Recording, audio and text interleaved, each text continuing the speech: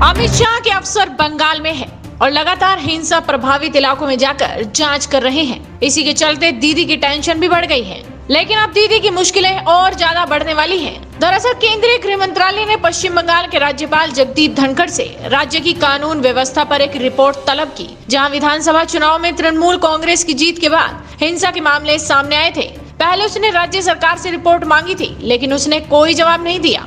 Bharatiya Janata party के कार्यकर्ताओं के कई घरों, दुकानों, उन पर कथित रूप से हमले किए गए। यहाँ तक कि शपथ ग्रहण के फौरन बाद राज्यपाल ने मुख्यमंत्री ममता बनर्जी को सलाह तक दे दी थी कि बंगाल में चुनाव के बाद फैले हिंसा के मुद्दे पर तुरंत ध्यान दे।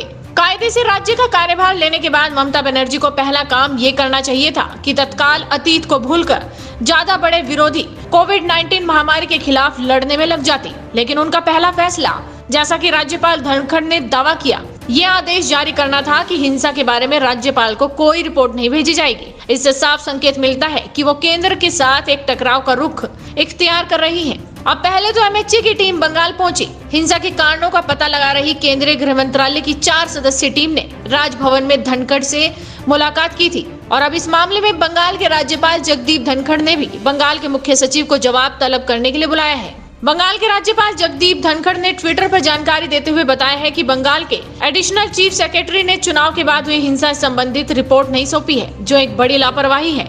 इस बाबत मुख्य सचिव को शाम के 7 बजे से पहले मिलने के लिए बुलाया है। अपने ट्विटर हैंडल पर बंगाल के राज्यपाल ने शेयर किया है, एसीएस होम एचएस द्विवेदी द्वारा राज्य में लॉ एंड ऑर्डर की स्थिति और चुनाव बाद हुई हिंसा को रोकने में क्या क्या कदम उठाए गए हैं, इसके बारे में रिपोर्ट देने में जो गैर प्रतिक्रियात्मक और उपेक्षापूर्ण व्यवहार अपनाया गया है, वो बिल्कुल भी स्वीकार्य नहीं है। राज्यपाल द्वारा जारी की गई सूचना में आगे लिखा है कि एसीएस ने डीजीपी और कोलकाता सीपी की रिपोर्ट भी अभी तक मुझे नहीं भेजी है, जो कि उन्हें 3 मई को ही मिल चुकी है। ये जिम्मेदारी से भागना है। ये राज्य में पहले से ही खराब स्थिति को और अधिक खराब कर रहा है। इसलिए चीफ सेक्रेटरी को 7 बजे से पहले मिलने के लिए बुलाया गया है। वो राज्य की कानून व्यवस्था पर विस्तार पूर्वक अपडेट देंगे, जिसमें डीजीपी और कोलकाता सीपी द्वारा एसीएस को भेजी रिपोर्ट भी शामिल है। केंद्रीय गृह मंत्रालय ने भी अपनी एक टीम बंगाल में भेजी है, जो वहां की कानून व्यवस्था के बारे में केंद्र को सूचित करेगी। इस टीम के 4 सदस्य फैक्ट फाइंडिंग के लिए बीरभूमि पहुंचे थे।